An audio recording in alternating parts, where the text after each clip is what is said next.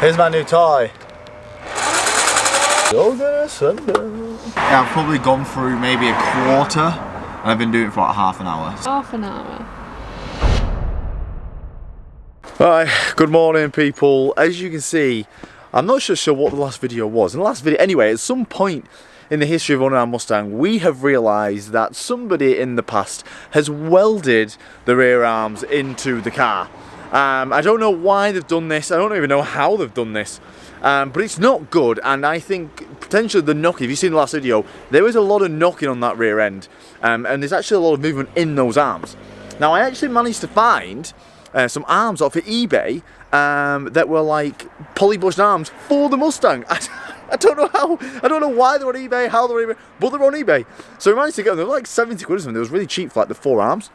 So today, we're going to be going about changing these arms because I don't like welded rear bushes, surprisingly. I don't even know if these rear bushes are actually welded to the subframe or just the bushes are welded. Either way, I'm not really excited. It's not going to really look forward to this job, but this job has to be done because we've got the drift day very soon and this needs to be done. So today, we're going to start putting some poly bushes on the whole of the rear end of the Mustang. Okay, so we've just gone through the absolute horrendous journey of jacking this thing up. I need to get welder friend Dan to weld a jacking bar here because it's honestly so annoying because you can't jack up from the diff because it's a floating rear live axle, so it just jacks up like a Land Rover. The diff will just keep going up and up and the car won't move. It's so annoying. So what I've been doing so far is I have to get 2 bricks on a jack and then jack it up from here, and it's really annoying, it's really dangerous, I don't want to do that anymore. But anyway, here are the lower arms. They look extremely pretty. Bush is looking good, Nick. So here is the lower control arm which the spring seat sits on, and I don't fully know where these go, to be honest. I'm pretty sure these are the ones that bolt to the top of the diff, but I think the ones I've got on there at the minute look a little bit different. So I'm going to change them anyway. So we're going to put these at the upper control arms, and I'm pretty sure they go into the diff. The diff bushes themselves aren't in the best condition, but the diff bushes themselves obviously sit on the diff and these go around. So give me better than nothing because we're going to have a new bolt here. We've also got some new bolts as well in here which I'm happy to use as well. So let's put these whole control arms on and hopefully that'll just make the whole car feel small, not shit welded bushes on the back. Okay, it's not as easy as it looks. I mean obviously it never is. I have got the other side on. I thought I could just do one at a time, but it's looking like I'm not. It's looking like I'm gonna have to change the top 2. These feel like they're a little bit too short.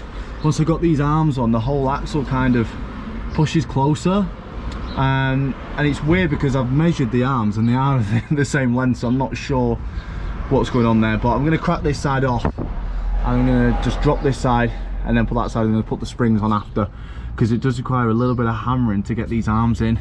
I'm not gonna lie, they are really tight, which is good because obviously it's not gonna be rattling around as much. But yeah, quite a pain to get them off. I'm just hoping that when I got these arms on, the 2 arms do actually fit, because if you look right now, it's bloody miles off there. It isn't very good, but let's just get this arm off. It's a 21mm and an 18 there. This one on that side was really fucking tight for some reason. I'm not sure why, so I had them off recently. And then we've got the one just above the axle there as well to get the bolt through there. We have got new bolts, so we need to remove the drop link here. And then we've got this bolt, 2 bolts, and the arm should go.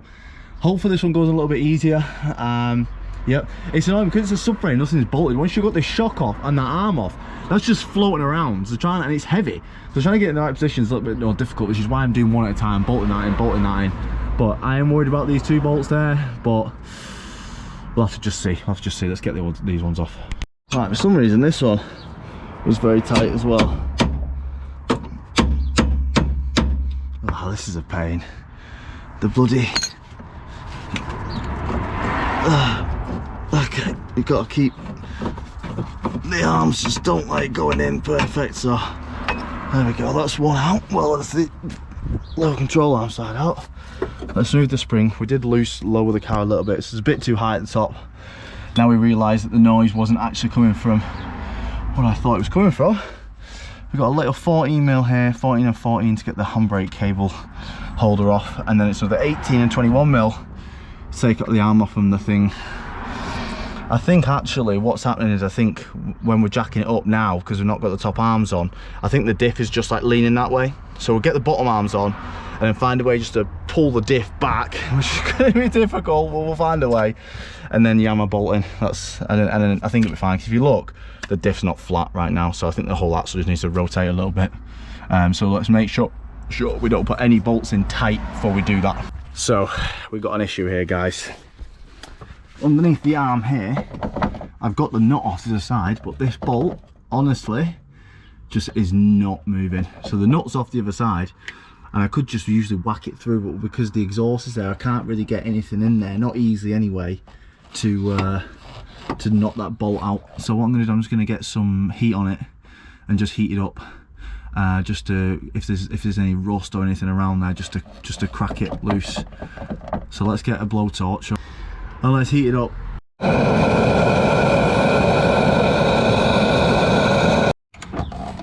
Okay, with a bit of heat, it is turning. I still might think I need to, I don't know if it's just going to thread itself out, because it is just a nut on the other side. But as long as I get it turning, I should be able to find a way to whack it through on the other side. Yeah, I'm going to have to whack it through somehow on the other side. Right, unfortunately the bolt is welded to the bush in the middle. So I'm going to have to just try to grind it off as best as I can. I have to just grind that bolt off. It's not the best kind of access, to be honest. So they're going to be here like this. I just hope that that gets up to the bolt before the fucking thing hits, which I don't know if it will. But if so, I'm going to need a recip saw.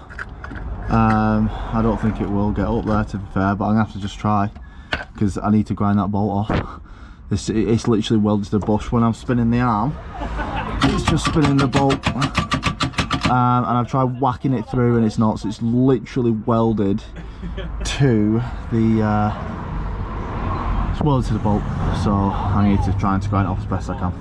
Okay, there's no access for the grinder to get through it, so what I've done is, there was a little bit of metal here, I've just peeled it back, whacked an opening. I can just fit my grinder in there. It's going to be a bit, I don't know, it's going to be a bit dodgy, but I can't think of anything else what to do. I need to grind that head off that bolt, so I'm going to have to just give this a go. It's going to be not very nice, but I'm a bit stuck, so let's just give it a go. So there's nothing I can do. I think this has defeated me today. I can't get anything in there. I just can't. I've tried heating the living daylight out, heating the living daylight, well, whatever the fucking saying is, out of this bolt, and it is not moving. I can't fit a grinder in there flat to grind the head off. I can't get a grinder in the side to grind the nut through. I need a reciprocating saw, and I don't have one. So I've put on my story and I've messaged someone I know who might have one, and I think that is going to be a tomorrow job, because it's getting late in the afternoon now, and yeah, so annoying. At least we know, like, that was probably where our knocking was coming from, this bush, because it is fucked, because, like, look at that. That's what it was like, so that's not good. That's probably where our knocking's coming from. It's just annoying how one bolt turns into a day's work. Anyway, yeah, I'll need to find a recip saw. I need to grind that off. If I had a recip saw, I would just go, fuck off, right, next, go next, you know. But I don't have a reciprocating saw, so maybe I need to buy one. And I probably will. If I can't find anyone tonight, that can borrow me one, I'm probably just going to go and buy one, because the amount of times I wish I had one and I don't have one is a lot of times. So we decided to go and make a purchase. So the amount of times I posted a story saying, has anyone got a recip saw I can borrow? Just realised, let me just go and buy one. So this was 60 quid, it's an electric one. I've got some, I mean, I don't really know what I'm doing with this. I've just bought some metal blades and we need to cut through this bitch. So let's go and find a extension cable. Let's cut through this bitch, because I need these arms on, because it's the drift day on Saturday and I get terrified about things like this. Here's my new toy. It's a bit flexible. I think that's sort of it. It feels pretty fine. Still gonna sunburn. Right, come on. Come on. Okay. Look, we can get in here. Oh, I'm in. Whoa. I'm gonna go. Whoa!